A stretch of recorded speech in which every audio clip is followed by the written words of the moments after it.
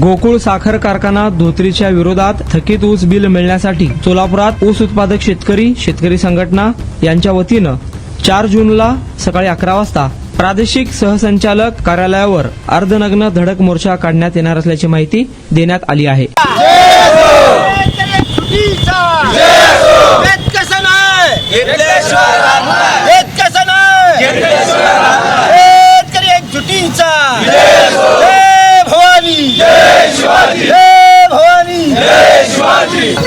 मी अरविंद घोडके, धाराशिव जिल्हाध्यक्ष शेतकरी संघटना. उद्या सकाळी 11 वाजता या ठिकाणावरून अर्धनग्न आंदोलन शेतकऱ्याच्या वतीनं करणार आहे. ते अर्धनग्न एवढ्यासाठी आहे की माननीय जे साखर आयुक्त इथला आहे सोलापूरचं, त्यांनी खूप मोठ्या चुका केलेल्या आहेत. सगळेच अधिकारी तिथले भ्रष्ट आहेत. मान्य आष्टे साहेब, मान्य गावडे साहेब यांनी खूप मोठ्या चुका केल्या आहेत. त्यांच्या चुकामुळेच आमच्या शेतकऱ्याचं ऊस बिल मिळत नाही. त्यामुळे आम्ही उद्या जाणार आहोत. नमस्कार, मी अमोल पाटील. मागच्या 10 दिवसापासून गोकुळ शुगरच्या विरोधात हे थकीत ऊस बिलासाठीचं आंदोलन आहे. उद्या 11वा दिवस आहे आणि प्रशासनाला जाग यावी आणि आम्ही करत असलेल्या आंदोलनाची त्यांनी गांभीर्याने दखल घ्यावी म्हणून उद्याच्या 11व्या दिवशी आम्ही सर्व शेतकरी संघर्ष समितीच्या वतीनं साखर आयुक्त प्रादेशिक विभाग सोलापूर यांच्या कार्यालयावरती अर्धनग्न मोर्चाचं आयोजन केलेलं आहे. कारण त्या साखर आयुक्तालयाच्या कार्यालयाच्या अधिकाऱ्यांमुळे आम्हाला नागवे होण्याची पाळी आली. म्हणून आम्हाला त्यांना जाणीव करून द्यायची आहे की तुमच्यामुळे आमच्यावर ही वेळ आली.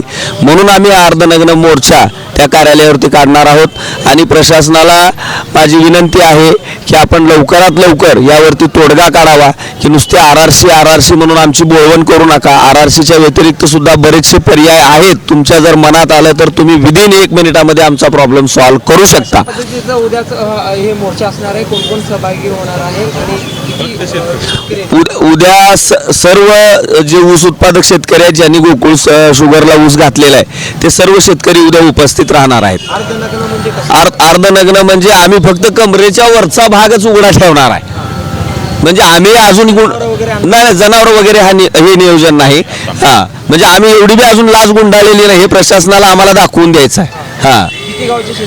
जवळपास 69 गावचे सहकारी आणि त्यांचे प्रतिनिधी आहेत.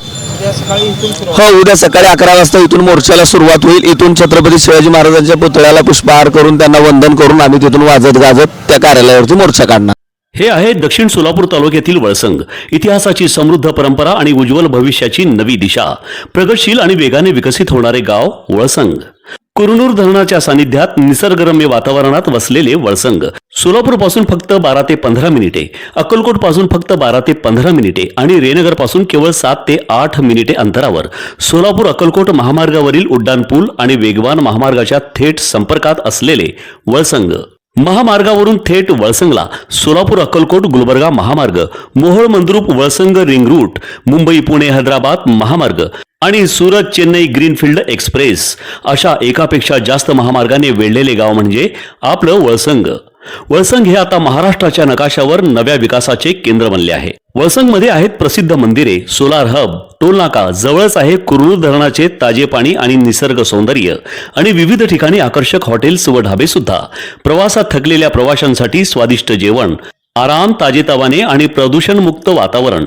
वळसंग हे केवळ गाव नाही, एक उत्कृष्ट थांबा आहे, एक संधी आहे, एक भविष्य आहे. वळसंग ऐतिहासिक वारसा, आधुनिक कनेक्टिव्हिटी आणि उद्याच्या विकासाची हमी. सोलापूर जिल्ह्याचा अभिमान आणि महाराष्ट्राचा गौरव. वळसंग.